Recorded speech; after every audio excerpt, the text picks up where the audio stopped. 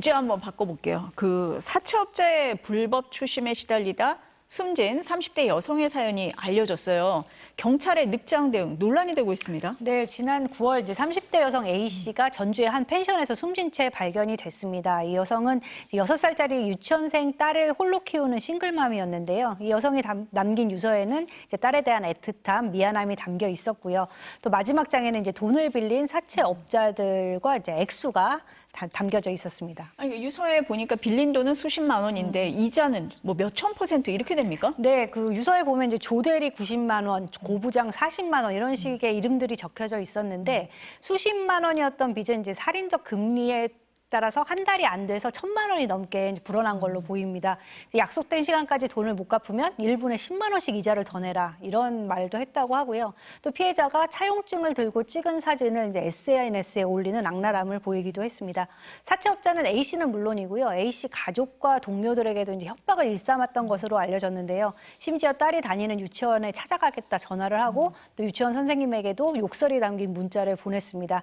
사채업자들은 돈을 빌려줄 때 이렇게 지인들의 연락처까지 담보로 받아서 비톡 쪽에 활용하고 있는 것으로 알려졌습니다. 경찰의 늑장 대응은 왜 논란입니까? 네, 그 A 씨가 숨지기 열흘 전쯤에 이제 A 씨의 지인이 경찰에 이런 피해 상황을 알렸지만 A 씨에 대한 보호 조치가 이루어지지 않았기 때문입니다. 경찰은 신고 46일 만에야 정식 수사에 착수를 했고요. 그래서 늑장 수사라는 비판이 일었는데요. 이에 대해서 서울경찰청장은 지인의 제보 내용이 구체적이지가 않아서 내용 파악에 시간이 좀 소요됐고 또 사건의 심각성 때문에 수사 부서를 변경하는 과정에서 조금 더 시간이 지체됐다 이렇게 해명을 했습니다. 변호사님이 사채업자의 불법 추심 얼마나 심각합니까? 네, 사실 저희가 제일 가슴 아픈 거는 지금 2024년이 현재에도 저런 뉴스가 나온다는 것이거든요. 채권 추심법이라고 해서 기본적으로 채권을 추심하는 과정에 있어가지고는 구체적인 방법, 내용에 대한 것들에 대한 제한이 있고요. 또 이자 제한법이나 대부업법상으로도 최고 이자율도 제한이 있습니다. 즉 법은 존재합니다. 근데 여전히 이제 이런 현상들, 이렇게 극단적인 괴로움 끝에 목숨을 잃는 일까지 발생한다는 거는 그 법이 현장에서 작동하고 그 법이 현장에서 이분들을 보호하지 못하고 있다는 것이 얼마나 심각한 건지 보여준다고 볼 수가 있고요.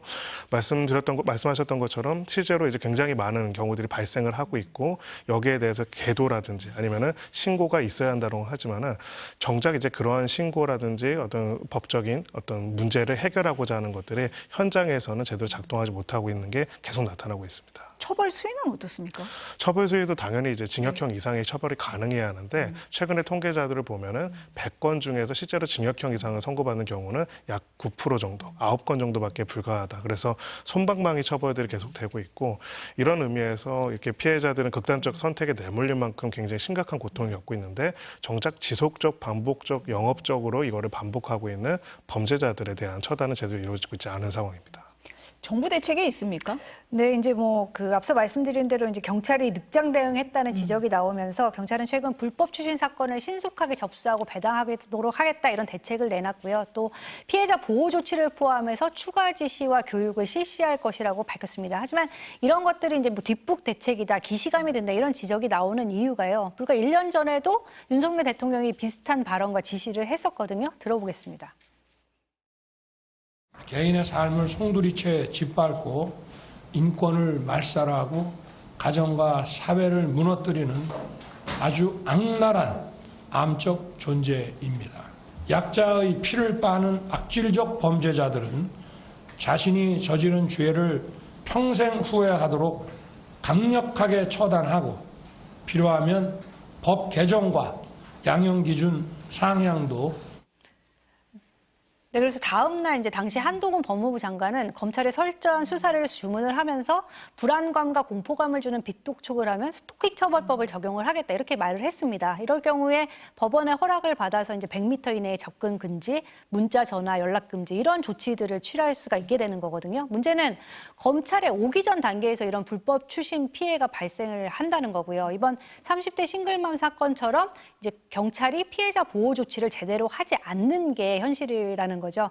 경찰은 이제 불법 채권 추심 특별 단속을 내년 10월까지로 연장을 하기로 했지만 단속만이 문제가 아니라 앞서 변호사님 말씀대로 이제 양형 기준에 문제가 있다면 처벌을 대폭 강화할 그런 손질이 필요하고요. 또 불법 사금융 업체들이 이제 수법이 나날이 고도화되고 그 전문화되고 있는 만큼 이에 맞는 수사 인력을 확충해서 철저한 이제 단속으로 근절에 나서야 할 것으로 보입니다. 네, 오늘 말씀은 여기까지 들어야 될 것 같습니다. 감사합니다.